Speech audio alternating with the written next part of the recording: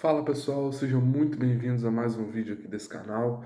Eu sou Bernardo Sheibub e hoje o papo é sistema endócrino. Daremos continuidade ao assunto do vídeo anterior, beleza? Então já chega deixando o like, se inscreve no canal, deixa um comentário, beleza? Então, bora pro vídeo. Lembrando mais uma vez que esse é um vídeo mais básico, né, acerca desse sistema, né? Abordarei somente as principais glândulas e os hormônios produzidos e secretados por elas, né, e suas funções. Então, bora lá? Então, dando continuidade, pessoal, a próxima glândula no qual nós falaremos aqui é a glândula tireoide, né, que é uma glândula localizada aqui na região do nosso pescoço. E ela tem uma função importantíssima, né, na questão de regular o metabolismo, né? Eu disse no vídeo anterior que ela é estimulada pelo hormônio TSH, né, que é o hormônio estimulador da tireoide, que é um hormônio produzido pela hipófise, né, mais especificamente pela adenohipófise, né? Então esse hormônio ele vai estimular a função tireoidiana a produzir três hormônios, né? O T3, o T4 e a calcitonina.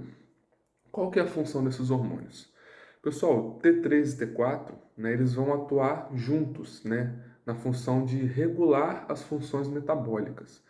Então, por exemplo, regular os batimentos do coração, as funções cerebrais, as funções reprodutivas, o metabolismo das células, né? Então, eles vão fazer a regulagem de todo o sistema metabólico, né?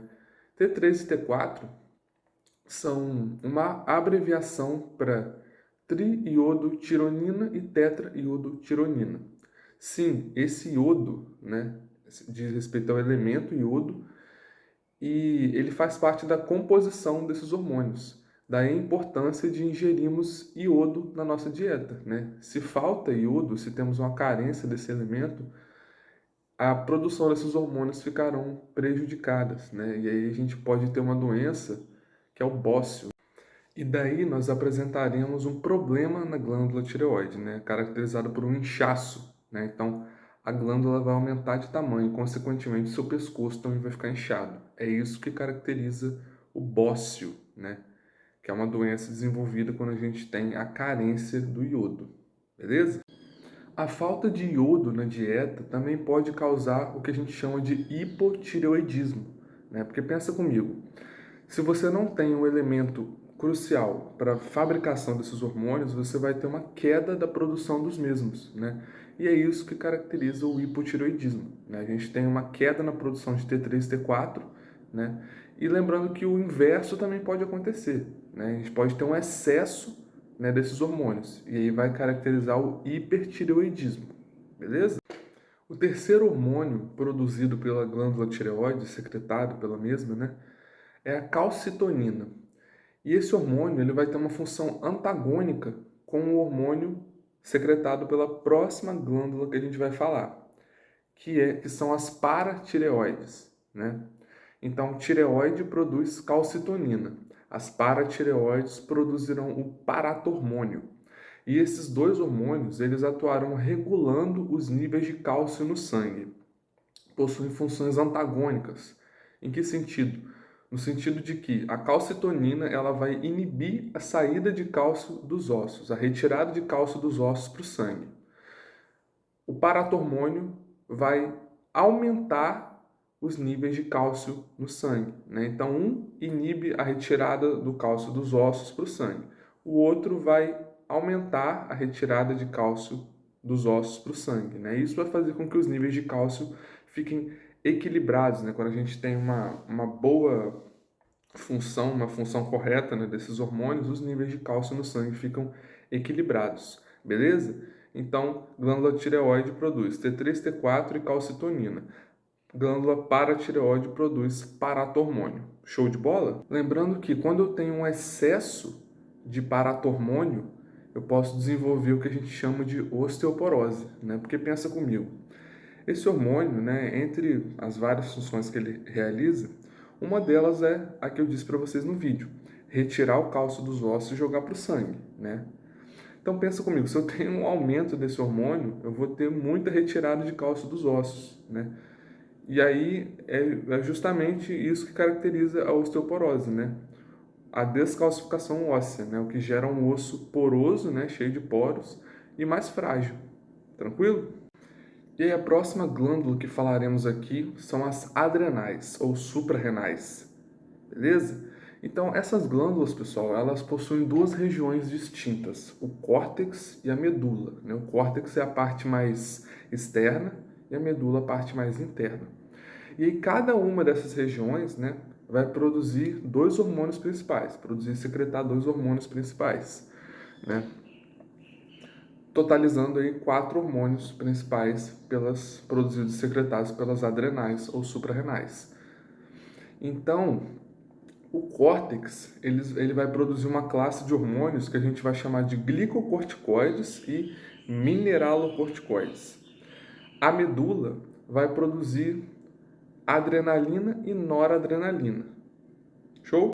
Os glicocorticoides, né, como por exemplo o cortisol é um exemplo de glicocorticoide, eles estão muito relacionados com o metabolismo da glicose, né?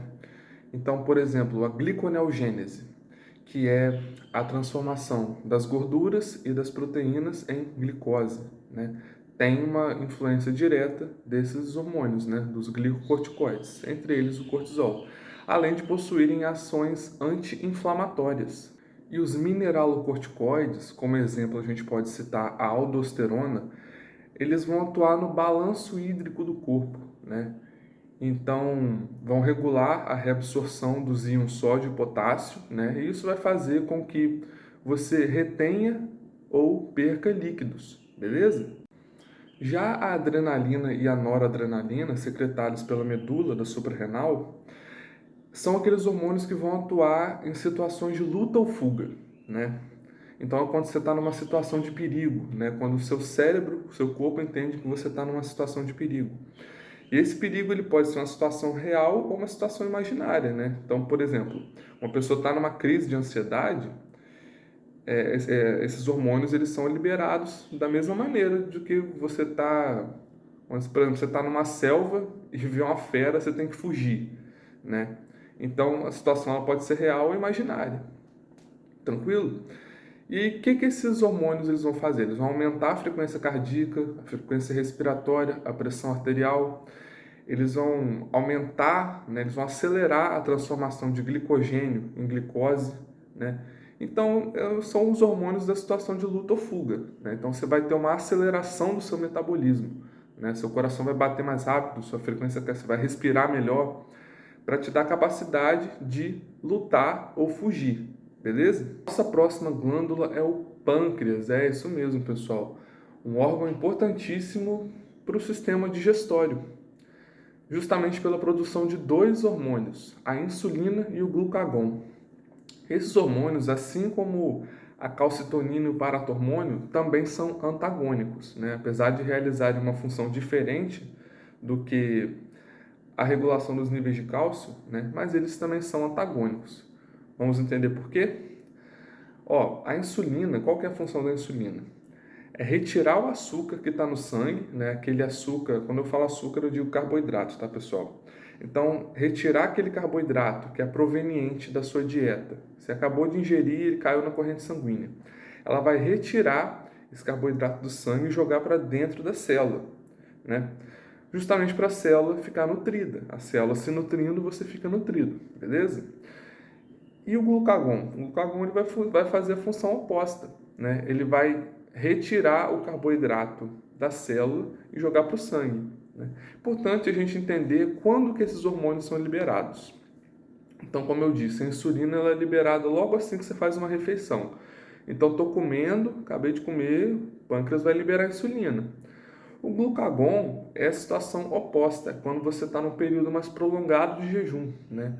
Então, quando a gente está em jejum, a gente precisa manter uma quantidade mínima, né, de glicose circulando no sangue, beleza? Então, o glucagon ele vai fazer justamente essa função, vai retirar o carboidrato que está dentro da célula de reserva e vai jogar para o sangue. Lembrando que quando a gente tem uma deficiência na produção da insulina, a gente desenvolve o quê? Justamente diabetes, que é uma doença assim muito comum hoje em dia, né? Tanto o diabetes quanto a obesidade, elas andam juntas, né? Mas, né, partindo para a parte fisiológica, o que que acontece? Se eu tenho uma deficiência na produção de insulina, eu perco a capacidade de tirar o açúcar que vem chegando, né, do sangue e colocar dentro da célula, né? A insulina, ela tem essa capacidade. E se eu tenho uma redução desse hormônio, eu começo a ter um excesso de glicose, de açúcar no sangue, beleza? E que é justamente o que caracteriza o diabetes. Mas, né, para falar de diabetes, eu teria que fazer um vídeo exclusivamente sobre essa doença, né, para retratar todos os pormenores, né? Um dia ainda farei esse vídeo. E por último, para a gente finalizar o vídeo, mas não menos importante, citaremos as gônadas masculina e feminina, né? Testículos e ovários, que sim, são duas glândulas, né? Possuem função de glândula. Mas antes de eu citar os hormônios produzidos e secretados por elas, quero falar um pouquinho sobre o FSH e o LH. FSH, hormônio folículo estimulante, e LH, hormônio luteinizante.